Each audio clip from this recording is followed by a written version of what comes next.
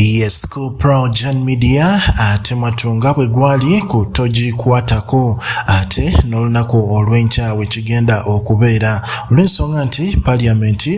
General Museveni ayuye amagye ayungudde amagye mayitirivu nnyo nga bw'okiwulira omuli aba Red Top aba SFC era ekifo okutandikira ku Serena Imperial Royal no wansi yonna ku Sheraton amagye getolodde ekifo ekyo oluvanyuma lw'okubanga olunaku olw'enkya ne bagenda okubanga ate bamaliriza okuteesa ku nsonga y'emwanyi. General Museveni agamba emwanyi balina ogigatta ate mu Ministry ya Agriculture naye aba opposition bagamba Ministry of Agriculture ezeesuula buli kirime mu ggwanga erya Uganda emwanyi ebadde yeetongodde ng'eri mu kitongole ekya UCDA tetuyina kugijjayo ne balayira ne bakomba kwerima era nga akatambi kena kutereddeyo aka Joel Ssenyonyi nga balayira bagamba tetugenda kukkiriza naye omukulu ayamagye Parliament yonna eri wansi ku UBC getoloddeyo